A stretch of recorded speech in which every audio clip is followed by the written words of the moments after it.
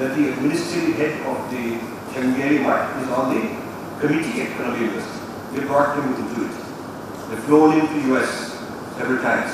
And he's part of this, he's also done it. So when I met him, this gentleman, he says that Indians have failed to produce good scholarship on Sanskrit. We should be very grateful to people like Pollock who are doing this work. We do not have that kind of talent. And so if these Americans are doing it, they're doing us a favor. That's the Americanization of Sanskrit studies. People at very high position in the Changeri Mutt also believe it. So I wanted to have a meeting. So luckily for me, a lady in Chicago who follows my work for 15 years or so, she found out that I'm concerned about these things, so she called me and she said I can set up a meeting. Because her father, late father, used to be in the Changeri Mutt, very close to the Shankaracharya. So she set up a personal meeting. And this meeting was set up. I went there late last year. And when I went there, I found out it's very interesting how they set up this confidential meeting, bypassing the official channel. Because Shankaracharya's real brother is his private assistant, his personal assistant, and his house is right next to him. So through him, the meeting was set up. So I went and met his brother. My brother said, you don't go into this main line because then they'll know who you are. We take you to the side door and you will be having a private meeting. I was very happy. When I went for the private meeting, I was sitting with Shankaracharya. But this gentleman who was the interceptor was sitting right there. He found out anything. He found out. So this is how tight the thing is around Shankaracharya. So when I told the Shankaracharya all my points, he had never heard of this type. He had not heard of this type of story. He was told that we are funding something or we are putting up a chair with the help of NRIs and it will be great for us. And I offer all the points as a, it will take a scandal for you. Because look at what they are writing. They are writing things which are very critical and insulting of Adi Shankara in some cases. And to give them the authority, give them the adhikar to be the future voice of your Mutt is going to create a huge scandal. And so I said, I don't want you to accept what I'm saying at face value. Give me some time, let my book come out, and then let me debate. This is the Adi Shankara method, that you have debate with opponents. There is nothing wrong in challenging an opponent. He challenged the mighty Buddhists and the Mimamsaka people as a young man, and that is your tradition. So I am challenging these mighty people, and I should be given the same right to debate. And when a book comes out, you can moderate, or one of your scholars can moderate, and let's have a debate. And then you can decide whether they are right or whether I am right. Now, I don't know whether they are going to proceed or not. They did not tell me. But the original date for launching that chair, public event, was meant to happen October 15, and it hasn't happened. So it is possible that they have second thoughts. It is possible that they put it on hold. It is possible that they are waiting for a book. I do not know. But there is going to be a huge war. There is going to be a huge war. Because I do not want a one-side view without challenging by the other side to take control of the whole discourse on Sanskrit from now onwards. It is such a big deal for us. And you would think that people in government would be concerned, the Mattas would be concerned, the religious groups would be concerned, the Sanskrit scholars would be concerned, but I did not find that in the case. Now, I started looking for, my knowledge is not enough in all the dimensions that he is talking about, so I need experts. I need expert on Ramayana, I need expert on this, expert on that, I need experts, so that I can, in my response, I have got help. Whenever I went to, I've gone to many people for help in the last 8, 9, 6, 7 months. And I'm disappointed. Because most of the people know something in a very narrow way. But they can't even read properly what Pollock has written and understand it and come up with a counter argument.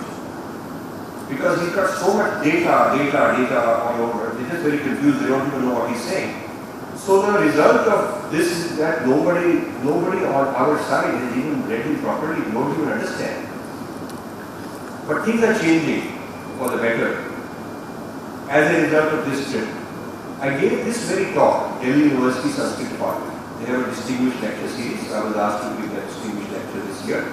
And an audience, huge audience in the Delhi University Sanskrit Department were there. And I told them all of this. They are very interested in joining and helping me. And we are going to create some seminars. We are going to, maybe by this summer, we're going to have some conference, and I'd like your help, and I'd like you to find other scholars so we can start people on our wavelength to come up with counter discourse, to come up with critical analysis.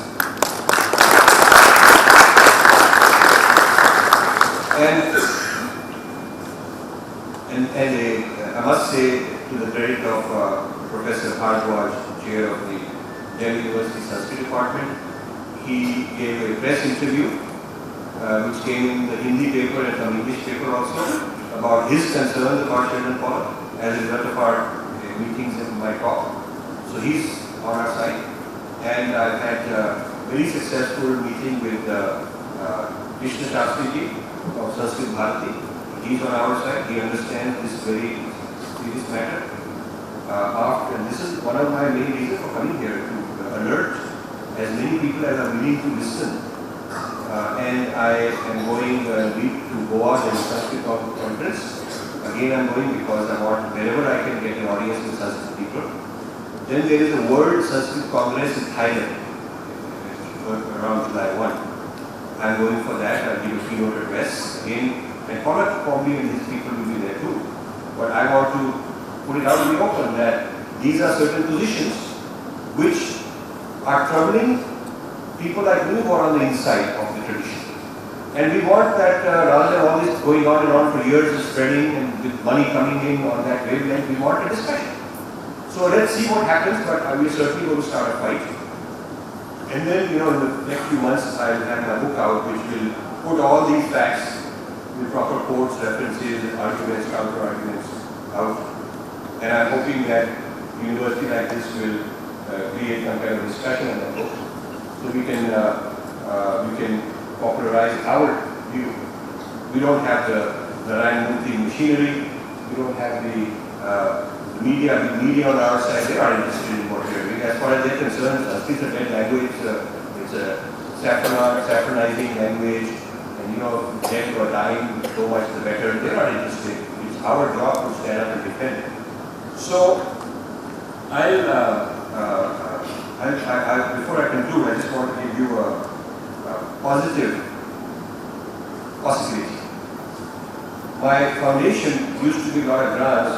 When we had a lot more money, it used to be many more grants. And one project is relevant to this. One project was that a very bright Indian scholar who is a traditional Sanskrit scholar, also a practitioner of our culture and tradition, and has his own, sadhana and practices these meditations, the philosopher. At the same time, he has a PhD in Western philosophy from Oxford, so he knows both. So, a project was done where he translated the main Western philosophers into Sanskrit. So he reverse translated. Instead of translating Sanskrit into English, he translated the English works, German works, French works of the top philosophers, Western philosophers. He wrote summaries of their point of view in Sanskrit book. Okay, so this is something we should have been doing all these 1,000 years, understanding them in our own language. And then he went to Banaras Hindu University, did a summer institute, and one in Tirupati Sanskrit University. And he took the bright Sanskrit young scholars, and he would play the role of the Westerner, and he would present a theory, ask them to respond, and then he would present an argument.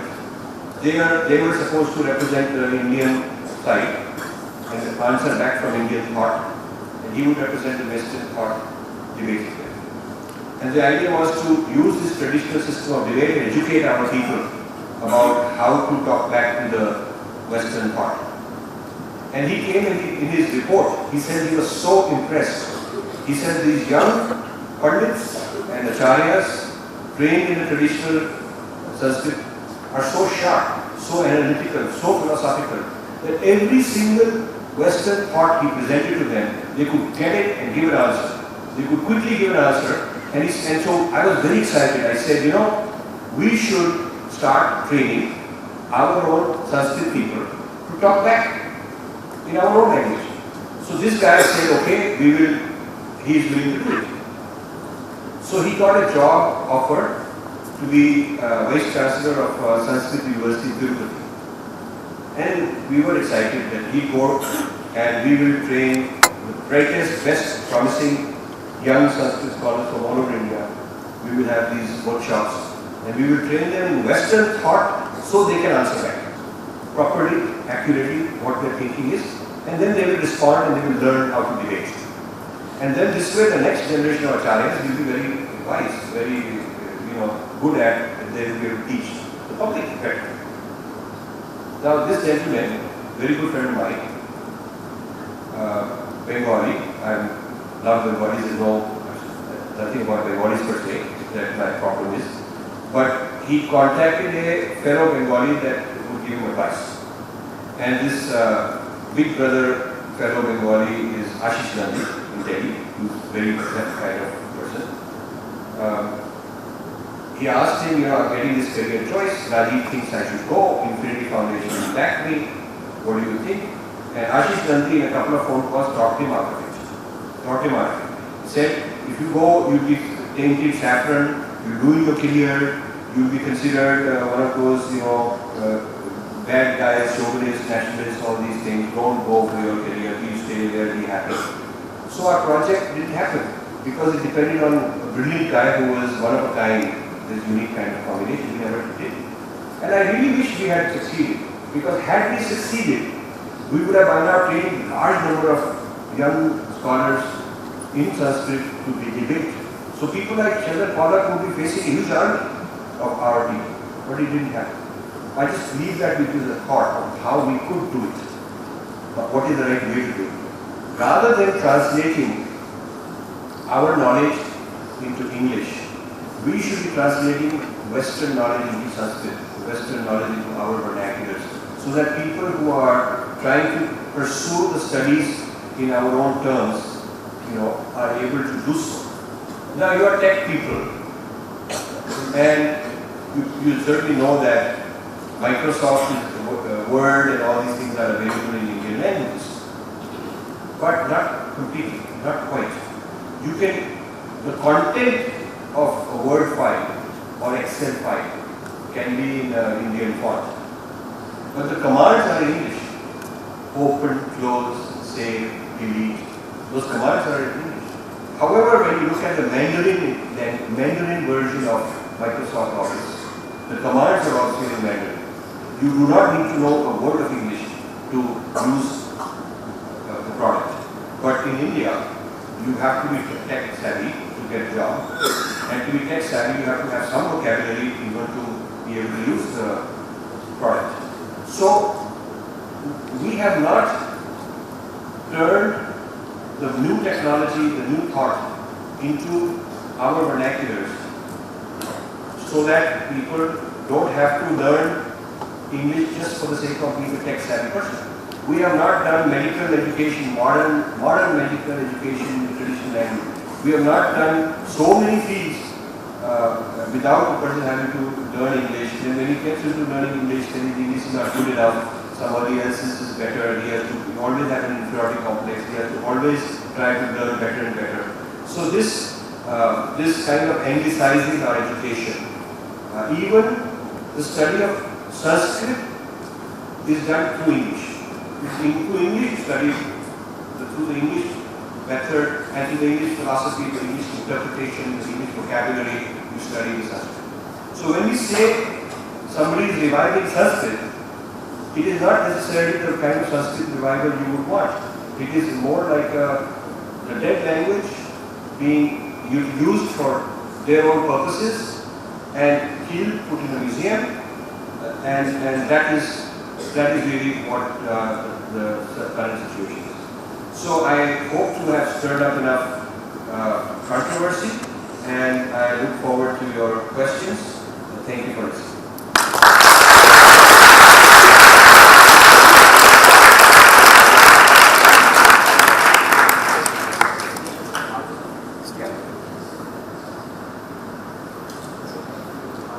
Yeah, we can do that. So, my request to the video engineer is, whoever, can you make sure you are getting a shot of from here to there? Whoever is asking the question, have their face. It would be nice to get the person's face. Good, ready? Okay. Really, sir. Yeah. Is it possible if we have a very strong policy in our country to change the entire system? I mean, we are studying everything in English. Will our country survive if we convert everything to Sanskrit and go ahead with it? Because even if we teach the 1-year-old kid who's now growing up in Sanskrit, we can revive the language. Do you think our country will survive the change? Well, first of all, I'll tell you that let's look at other countries. In China, the mother tongue is Mandarin. They teach Sanskrit as a second language after a certain age and not as a medium of instruction.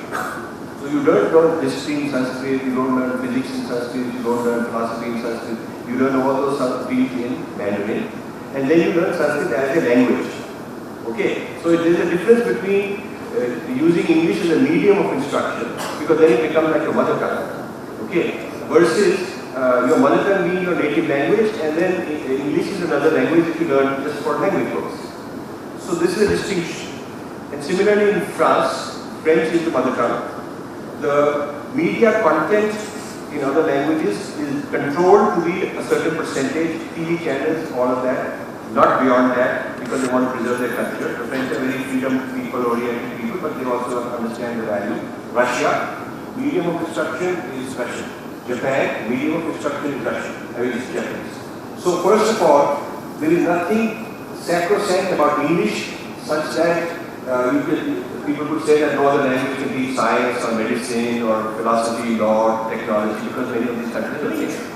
You see, so if you look at Japanese and Mandarin, even the script is so different, and still they're able to do it, and they're producing world-class technology. So it can be done. Question is whether it's too late, whether we are so colonized, and the momentum has gone so far, and people are just looking at short-term optimization. Short-term optimization is I do something, so in 2 years, 3 years I get a job, I'm out. Short-term optimization of the government is how do I spread education so I can create more employment, rather than what will get us ahead in 20 years. So because our mentality has become short-term, government is short-term, corporate sector is looking short-term. So you see, we are, it may be not possible, I do not know. I don't want to give up. I don't want to give up. So my idea is that we should certainly preserve a large number of Sanskrit vocabulary without translating it. And in my book, Being Different, I have a chapter called Sanskrit Non-Translatables, which means these are particular words that have no English equivalent. There's nothing like that in English. So we should, even if you're speaking English, we can say Shraddha. There is no word like that. Or yoga, no word like that. You see, there is no word for Atman is not soul. We are making a mistake because the philosophy of soul, which is the Western idea, soul don't reincarnate. There is no unity consciousness between soul and the Supreme. The soul is always separate. And soul animals don't have. They don't have. In our culture, even plants have Atman. See, and there was a controversy in the Vatican some hundreds of years ago whether blacks have soul or not, and whether women have soul or not. They're debating whether they have or not. We never had any doubts about Atman. So you can't just take a word like that and just replace it with soul and say that okay, we don't need this Atman word anymore. So this idea of Sanskrit non-translatable is a very powerful way to at least preserve a few hundred powerful words and introduce them in any language that you want. I think that when they say they want to revive Sanskrit studies, the government, I don't know what the strategy is. I'm not privy to that. I've tried to have discussions but haven't managed to get a good connection with somebody who can listen. All I know is that Narayan Murthy's son, Rohan Murthy, is now on the advisory of the committee for the new government to bring education. And they're going to take the Murthy Classics Library, translated by Sheldon Pollack, and put that into education. To me, that's opposite. So, you see, to make change bottom up, you need Sanskrit Bharati type organizations. You need Shastra University and others who can reignite passion among scholars, young students like you. But you also need government to help in a way. And who they bring in, whose voice is important, who gets to be heard, who's the advisor, matters and creates influence. I haven't seen that change. So my worry is that colonized ideas will get patronized even more. That's my worry. I'm really worried about it. And when the Indians are doing it, and when Hindu people are doing it, it will be considered authentic. This is the worry I have. Question there? Wait, let's go from there.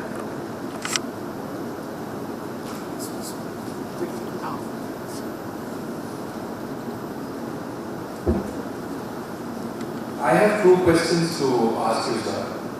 In your book, there is a statement that I found. Cultural appropriation gives a false impression of equalization. And in a way, there is a lot of talk which has been there for a long time that religion at the bottom is all about love. And love should be the basis of every religion. And that is the common theme. So how do you comment on this superimposition of love as the dominant theme in religion? And there is no great difference for such people who think that this dharma, the Hindu dharma, is different from other religions. That is question number one. And question number two, we at Shastra University are very eager to work with you on the work which is being done by the Infinity Foundation. And how do you want our students to be associated, the university to be associated with you? We would be very eager to work with you on that. Okay, thank you. So, religion, faith, dharma, these kind of things are a lot more than just love.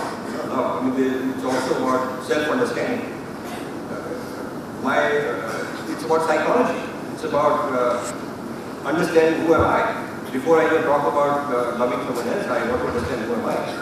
And this business that I love you, but who is this I that is loving you? Is it this body? Is it this ego that is loving you? You see? So where is this love come from? So this whole business that it's all about love is a very kind of pop culture, Bollywood, NDTV level of thinking. Okay? But truly if you are serious about it, you got to understand who is the one who is offering love, what is my relationship with the other. The Christian world, the Abrahamic religion world do not have a concept like Tattvamasi, where I say you are that, you and me are in fact one. Therefore love is a consequence, it is not a primary thing. Whereas when the evangelist says to the person, I love you, he means, I think you are a good target for me. When somebody phone call comes and says, we want to sell you insurance policy, sir, I love you because you can be a good customer of mine. That idea of love is like, I can use you. I can get the better of you. I can turn you into a client. It's not really love. It is a kind of an ego-driven opportunity that is called love. But true love is not more. Attachment. It is not that.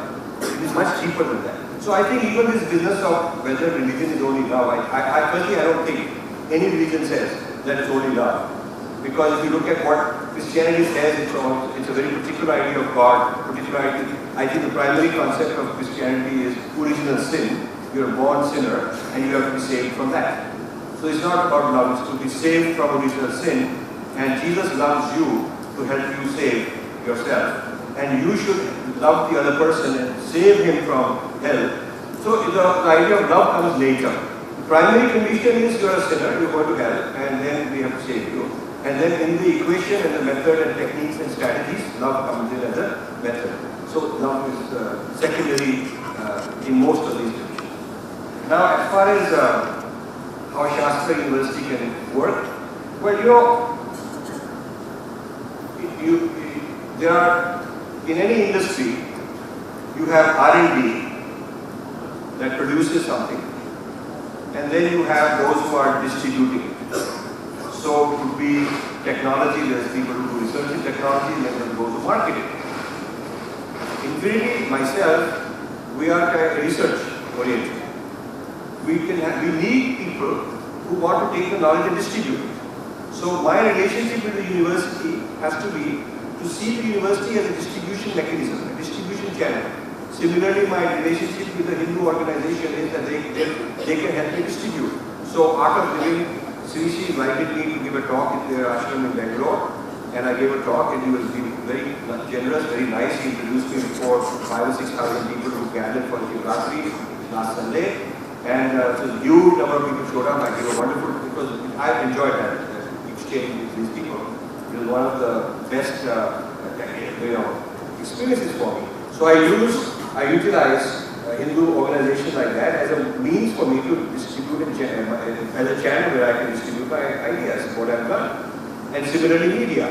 So far, universities in India are extremely interested in what I'm doing, and the Hindu organizations are interested. But the media is very scared.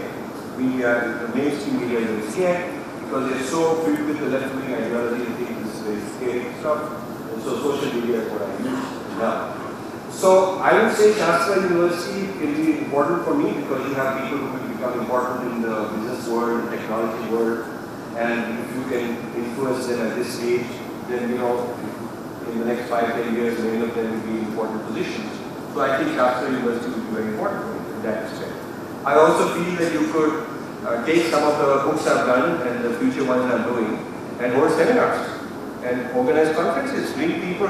I mean, the Delhi University, I did 2 talks. One was in the Sanskrit department. The second was also an interesting talk I gave in the psychology department because I consider Hindu Dharma as also psychology. So we had a panel discussion where 6 scholars, some supporting me, some opposing me, from all kind of disciplines, different local colleges, universities abroad. And after my talk, they all gave their review, their response. And then I went back and forth and had a debate. So it was a debate which went on for a while. The students just loved it because they heard many sides of it. I'd like you to organize these things. I'd like you could organize it and invite the Mohammed and say we can have a debate. And if he doesn't want to come, then maybe one of his students who's very much supportive of it could come. So you could be a center for creating more discourse, and that's the kind of thing I would like. Finally, I need help.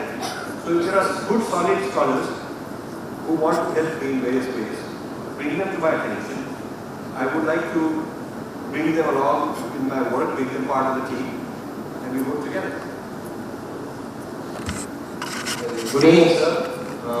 In countries like China, France, Japan, starting from products like phone to car, they have their own language in the labels. But in India, as a democratic country, do you feel people would be satisfied making some other language other than English in these cities? They have their own products, logos, or what are you saying? The labels of the products, even brands. They have in their own language, like Chinese have in Mandarin, Japan has in Japanese. Yeah. So, the thing is that Indians have an inferiority complex because of colonial era. So we think that if it has an American name or a Western name, it's going to be superior to an Indian name. So Western brands have an advantage in the public consciousness because public thinks this must be better quality, better stuff, more prestigious. And so what we are doing is creating more brand value for other countries' products.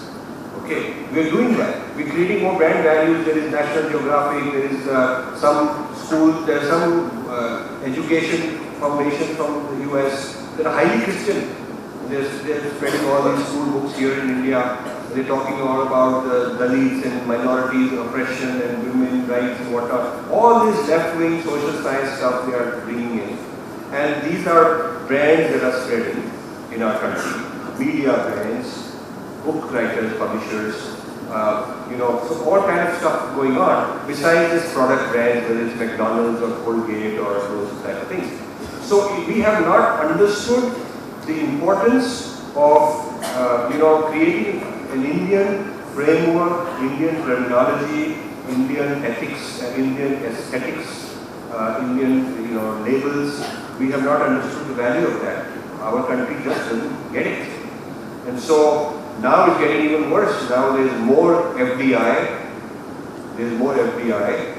And so India is for sale.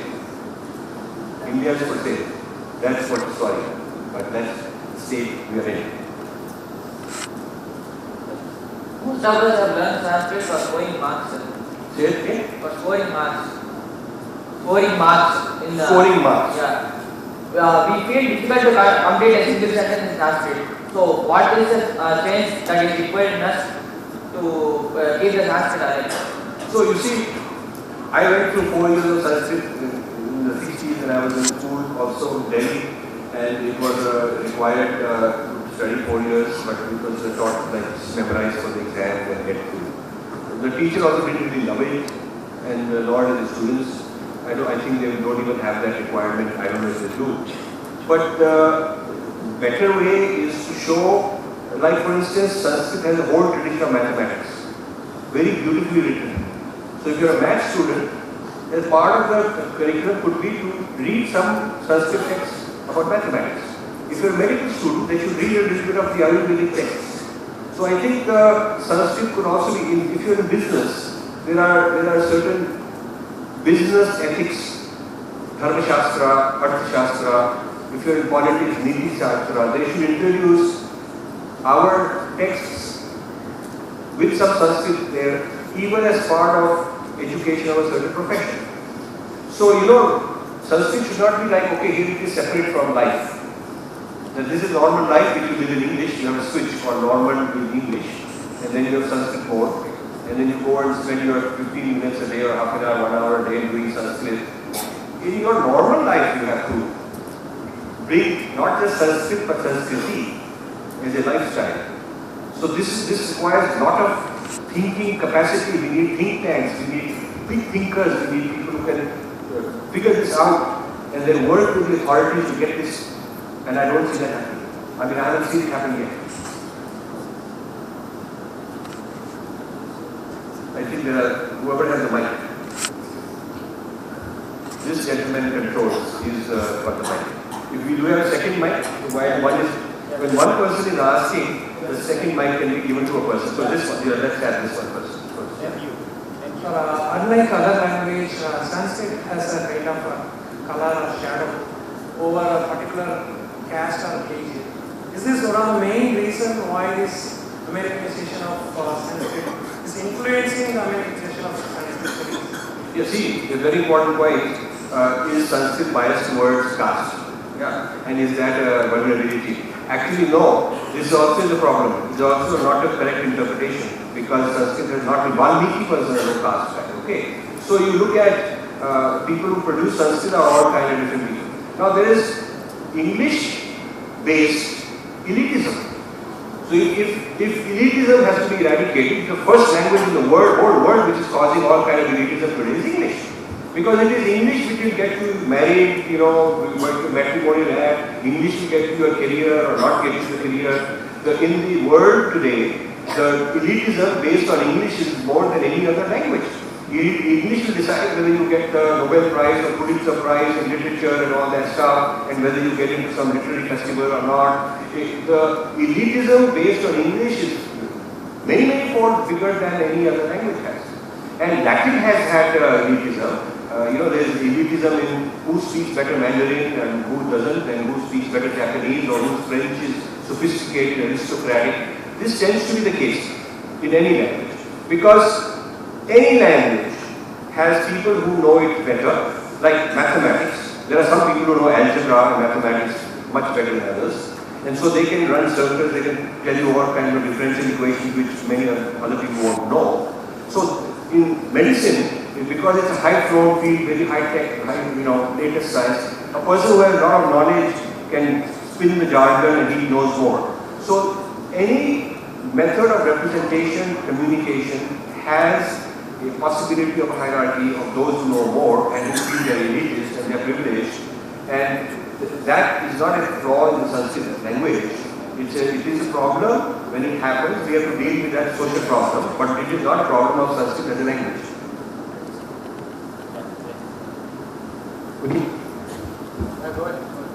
Good evening, sir. It's a well-known fact to all of us that Sanskrit has its origin in our subcontinent particularly. Has its origin where? In the subcontinents. Okay. In our, we could have actually extended a lot from it, and we would have actually, dominated the world with a lot of knowledge in the field of science and technology and many others, sir. But unfortunately, what has happened is, like, we have fallen back in some part, maybe. I'm not exactly aware of when it has been or because of what that we have fallen back and. Okay, give me a question. Give me a question. Yeah, I would exactly want to know, like, when have we gone back and we have led the best, people from best, like the gentleman you mentioned, who is trying to prove himself, like, on top of the Indians, and he's trying to, extract more from the language and professionalize in, Sanskrit. So what is the question? Like, sir, I exactly want to know the reason that, why we have fallen back instead of, extracting more and more from the language, and we have eventually led the. Okay, you have to be very clear in what the question is. So I'll restate what I understand the question to you. Okay, I think what you're asking is what caused us to fall behind in the use of Sanskrit. Yes, sir. Then you just say it like that, because then I know. Okay, thanks. So I think an accurate history of Sanskrit we should write. Not Pollack. He's written his version of Death of Sanskrit and so on. And this is an important point. What happened to Sanskrit? When did it start happening? We have to write that. And I don't know all the answers. But one good thing is Delhi University is doing a project on the history of. They're trying to refute this Aryan theory, and they're going to include this whole history of Sanskrit as part of that project to work with history departments and come up with a whole our scenario on what happened, why it happened, when it happened. We do know that Macaulay was anti-Sanskrit, and partly recommended very successfully that the British, colonial powers should downsize Sanskrit and bring in English. That happened in the 1800s. So does it mean that till then it was doing fine? According to Dharampal, who is a great scholar of this, yes, a lot of Sanskrit pathshalas were running in the 1800s. So apparently Sanskrit was still doing fine in that period. Then there are people who feel that when the Mughals came, they made Persian the court language. Okay, when you make it the court language, that is the language in which the high culture and legal arguments and all that have to be done. If you want access to the government machinery, you've got to know the court language. So having for a prolonged period of time non-Indian foreign invaders' languages as official languages have harmed Sanskrit over a period of time. So I think the 1,000-year colonization, first with the Islamic route and then the colonial British route, Western route, had a problem. And one way you destroy a people's self-esteem and sense of identity and sense of history is you deny them knowledge of their past. And then you send people like Pollack who will teach you what your past is according to him. This is what happened. Good evening, sir. My question to you is, India being a multi-linguistic country, is it possible to actually make the study of Sanskrit a success? And I would like to hear it from you with respect to the Dravidian state. To make it a what? A success. Success. And I would like to hear it from you with respect to the Dravidian perspective in Tamil Nadu. Yeah. See, if you read my book Breaking India, which is my 3 books are available here, that one completely deconstructs the idea of Dravidian. Okay, until the 1800s, people in the so-called Dravidian areas did not think of themselves that way. The word Dravidian does not come in the Tirupura, in the Shaiva Siddhanta. There is no word Dravidian in their own text. In the Tamil text, there is no idea that we are Dravidians and those foreign people are Aryan and they've done this to us. And they're smart people in the Tamil language areas and the various other South Indian language areas are very smart. They have a very old history of writing so much. But they've never Dravidianized themselves until the 1800s when the missionaries come and say you are Dravidian people. And so, if this were an ancient idea, it would be full of all kind of ancient literature and kavya and poetry and philosophy about being Dravidian people. But I don't find that. Nobody finds that. It is a modern construction. So I don't think that this divisiveness is what I call the Breaking India forces. And so that is one of the things I'm fighting against. Yeah. Last three questions. Good morning, sir. Yeah. I have a doubt and question, sir. My first doubt is that you told about the Christian religion that they think everybody has sinners from the start. I think so that our religion also has a similar concept to this, because the concept of free birth, which we believe according to the Upanishads, that says that because of your past karma, the karma which you do, that remains even after your death. That is the reason why you are born again. And it says that Sharanagati Tattva should be followed, and we should touch the feet of the Lord and keep all our sins in His feet to get revived from those and go to moksha. Is this concept wrong? Okay, so the long answer, the detailed answer in my book, Being Different, I have a whole long chapter, one of the longest chapter, or one of them, is on the difference between the original sin idea and the karma theory idea. Okay, it's very completely different. Original sin is something that you are born with because it is your parents were sinners and therefore you are a sinner, and the parents are sinners because their parents were sinners, and so if God gives a curse to Adam and Eve because they do something wrong, they disobey, that all your future progeny means all the people born of you, future, which means all of humanity, okay? All of them will be born sinners. So it is a birth defect. It is original sin says everybody has a birth defect. Okay. Second thing is original sin theory says it is transmitted to the progeny, the word progeny, which means it's a sexually transmitted disease. Sin is a sexually transmitted disease in Christianity, which is why Jesus has to have virgin birth. So he is not born of sex. Therefore, he is not born sinner. He could not save other people if he himself was born sinner. So the only person in history who is not born sinner is Jesus, because he is not progeny of Adam and Eve, since he had virgin birth. Do you understand? So this idea of virgin birth is not some little tamasha or some very ordinary or some simple idea. The virgin birth is necessary for Jesus to be not born sinner. Otherwise he will be born sinner and he can't be a savior. So when you look at all of these details, how the system works, the original sin system works very much a certain way, very clear. And this doctrine is called Nicene Creed. And in churches and in festivals, all the denominations have to recite chant the Nicene Creed. Okay. Now, this has nothing to do with the karma theory. Okay. Karma theory, my circumstance has nothing to do with my parents, it is my own actions. My actions are different.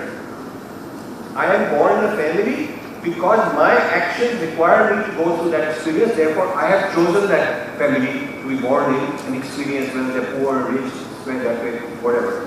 So the accountability is with me. It is not that all human beings are stuck with this. So in the original sin idea, since a person has no prior birth, he has no choice. It is not a result of his circumstance or not a result of his action in the past. Whereas in the karma theory, we are told that I am accountable for my own actions, which means that I have the freedom to act properly and then be okay in the future. Okay? So the accountability is with me, whereas in the original sin idea, the accountability is not with me because I was not there. I don't know who is Adam and Eve and why am I stuck with that. You see? So you cannot say that they are really the same thing because they are not. Sir, I have a doubt. Sir, we believe in Vasudhaiva Kutumbakam. We are building heritage is more of an open society kind of heritage we have. Can you put it further? We have a very kind of open society we have. We have a long history of the open society. So, but recently you mentioned that in Chicago, certain professors, two people, they have written some books related to Indian history and all. So, you are saying that they have written some rubbish, some nonsense thing about Indian history. So, what my point is, after all we are open society, why are we becoming more and more intolerant with these related issues? See, that's a very important question because it gives me a chance to clarify something very important. Vasudhaiva Kutumbakam is one of the most misunderstood things. If you read my book, Indira's Net, there is a section called Vasudhaiva Kutumbakam. And it is a hilarious origin of this, not a Vedic idea first of all, it's a very much more recent thing. Okay? Vasudhaiva Kutumbakam, even Bin Laden is part of our family. Correct? Vasudhaiva, whole world is our family, Bin Laden is family, Hitler is our family. Okay? Okay, so I'm just getting to this point. Even college partners were Vasudhaiva Kutumbakam, they were actually cousins. Even Devas and Asuras are Vasudhaiva Kutumbakam. You follow what I'm saying? Even the bacteria that you are getting treated to get rid of is part of your family. It is not just human beings, but all living creatures. You follow what I'm saying? So this does not mean that I am supposed to be a fool and everything is fine. So whether it is prasad or poison, it should be the same because everything is divine only. We are not asked to be fools. You understand? So there is something called discrimination between right and wrong, dharma and adharma. There is discrimination between a tamasic person, rajasic person, sattvic person. You don't have. Okay. So if everything is Vasudhaiva Kutumbakam, if a guru teaches you that, then you say, Guruji, why are you saying tamasic no good? He is also Vasudhaiva Kutumbakam, he is also fine. Why are you saying we should be not like the Taliban or the ISIS? They are Vasudhaiva Kutumbakam, sir. We should go after them. You should propose that to anybody with. You asked a very clear question. I have to answer it properly. Okay. Because I have studied this in detail. I am giving you a simple paraphrasing of very detailed analysis in Indira's Net book. So please read that. So first of all, the fallacy number one is that Vasudhaiva Kutumbakam principle means that therefore I should have nobody to fight. Nobody to fight. Well then why do we have Gita? Why is Arjuna asked to go fight those guys? If it is Vasudhaiva Kutumbakam, then why fight those guys? So you have to first understand how Gita explains. No. Vasudhaiva Kutumbakam, sir. I am Vasudhaiva Kutumbakam. So this is how you can be fooled also. Because anyone can get anything out of you by saying I am Vasudhaiva Kutumbakam. You can never oppose it. So this is a recipe for being a moron. It is a recipe for being a moron. It means that you cannot differentiate right and wrong, what's good for you, what's bad for you. Because Vasudhaiva Kutumbakam, misused, says everything is the same. And in this Vyavaharika realm, in the Paramarthika realm it is one. In the Vyavaharika realm, there is good, there is bad. There is prasad, there is poison. There is things you should eat, there is things you should not eat. Okay? There are toxic people you should stay away from, there are right people you should learn from. So the idea, first mistake you are making, a very common mistake, that Vasudhaiva Kutumbakam therefore means that openness. This book I have written is called Open Architecture of Hinduism. I am explaining the open architecture of Hinduism. So it's not that I don't understand this. I understand very deeply. So the open architecture of Hinduism also has provisions from preventing it from being subverted. It's like internet is an open architecture. Very, very open. But if you try to subvert and bring the whole system down, there are mechanisms to get rid of it. Okay? So an open architecture, if it invites as part of its openness that you can finish us off, is no longer going to be an open architecture. It's going to become a closed architecture. So to remain open in the true sense, you also have to exclude certain things. So I have developed a principle called mutual respect. Mutual respect. You should read the book Being Different, where the very first chapter tells you what is meant by mutual respect. Mutual respect means that we must exclude those who cannot offer respect to those who are different. We offer respect to those who are different, provided they offer the same. So the reason we cannot, Bin Laden be disqualified as an example, is because he cannot tolerate, he cannot respect those who are different. right? We have no problem including him with mutual respect, provided he does the same. But if he doesn't do the same, then we cannot respect him unilaterally and unconditionally. Okay? So you have to understand where I'm coming from in order to say, are we getting close and whatnot? Because the whole idea is to protect the open architecture of Hindu Dharma by being very careful and understanding what are the forces that are going to demolish us and how to protect ourselves. And if you don't understand this, then you don't understand Gita, which whole argument, or the Mahabharata. So you have to study a little bit more about our own texts and see that this idea of Vasudeva Kutumbakam doesn't go to the extent of too far in the sense that you don't even know how to protect yourself. We are not asked to be fools under the name of Vasudeva Kutumbakam. Anybody knock at your door and say, I come as a thief to steal your place. Sir, I am Vasudeva Kutumbakam, we're all one, please don't stop me. We are not asked to be fools. Thank you. Last question. So good evening. Yeah. Following your lecture, I understand that you are creating a platform to intellectually fight the misrepresentation of one of the large groups in the US against Indian culture. While this is the most stable and perfect platform to counter such an argument, would it also be practical and also possible RFPs to be taken to find it out legally by such organizations which would make up so that the checks could also be put, as you were mentioning, the multi classes could otherwise start getting invaded. Yeah. So being not legally qualified, my Swadharma is to do what I am able to do. And my forte is I've got a scientific training, I've got analytical training, I've got debating skills, writing skills, so I'm using those to first educate and inform our own people. Our own people are so misinformed, so confused about these issues. Whether it is that everything is same, whether it is that because we're all one family, therefore everything is, even in my family, uncle and aunt are two different relationships. Uncle is different than aunt. I respect both of them, but uncle has got a certain brother, elder brother is a certain relationship, younger brother is different. Sister is a different relationship, brother is a different relationship. So even in a family, you have respect for all, but doesn't mean they're all the same. They are different relationships. And even in the same family, even if you're a teacher, you respect all your students, but some students deserve to be punished. Some students deserve to be failed. You cannot say because of Vasudeva Kutumbakam, sir, don't punish the students, let it pass. So we have to first work very hard to clarify the misunderstandings, the naivete, ignorance among our own people. And this is the Gurus also, they've got these strange ideas, our political people have, media people have, education people have. So we cannot take action in court, in my opinion, until we got sufficiently informed, enlightened, clear thinking people. So first we have to build a critical mass of such people. Thank you very much.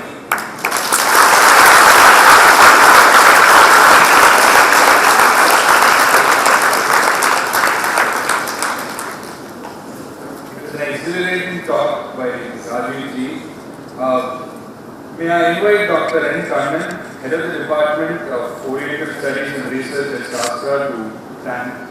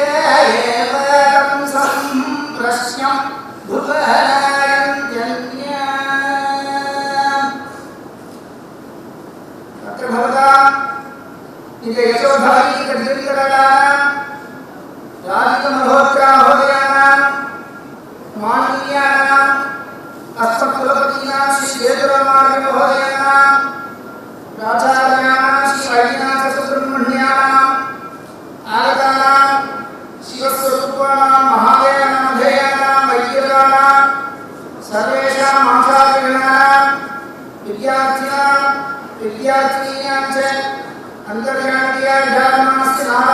जननमयूरेषु साधनयानं परार्धात् प्रणतयः स्वस्य विलसन्तराम्.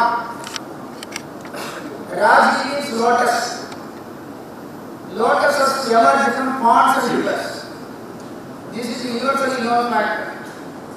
But have you ever heard of the river born from a lotus? There is a suggestion in Sanskrit. Ambujam ambunijatam nahijatam ambujarambu adhuna taptiparikam charana saroja vividyata jangaha. The Tibetan Ganga emerged from the lotus feet of Lord Mahavishnu. Today, we witness another Ganga Prabha from the Chief Guest Raji.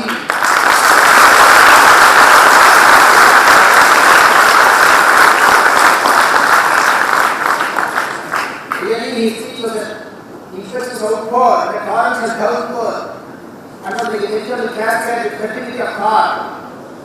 No doubt, this contains a vital spark of genius which represents power to distinguish.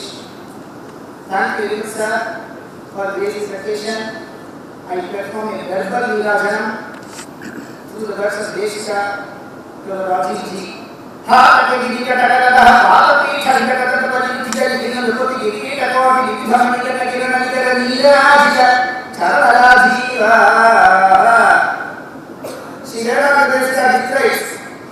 the invincible Rama built a wonderful bridge or Setu across the southern ocean with limited resources like monkeys, rocks and trees. It is describes in 2 words. Pralaya Siddharthi Shastra Jyotija Puva Malpura Prabhala Yukala Hukata Akula Karakala Pita Hukati Nijara Zahira Setu Pata Sima Simantita Samudra. Here is the sister of Setu who has built the inimitable Shastra University in the southern region.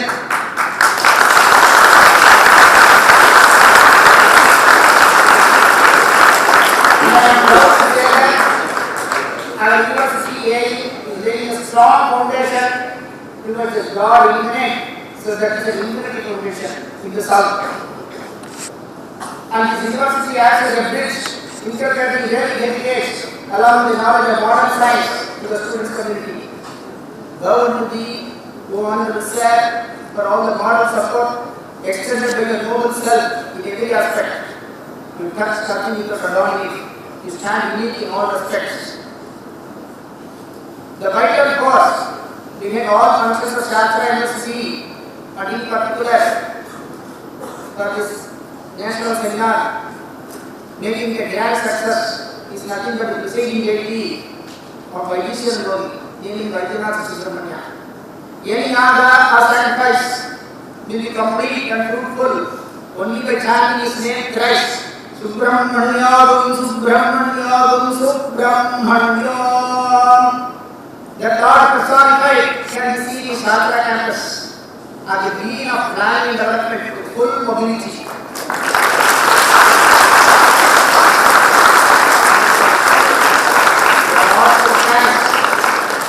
The Lord took thanks to the Shastra Senapati for his skillful leadership along with the support of dozen lean hands. Let he be victorious forever as Shankara Bhattacharya said in the Subramanya Bhajanam. Jayananda Bhuvan Jayapadadhaman Jayamodhyayite Jayanandamurte Jayananda Sindho Jayaseshabandho Jayatvam Sada Muktidhane Sasuno. Thank you, Nanda.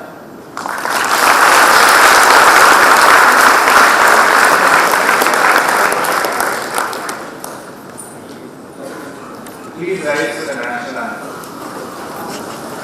The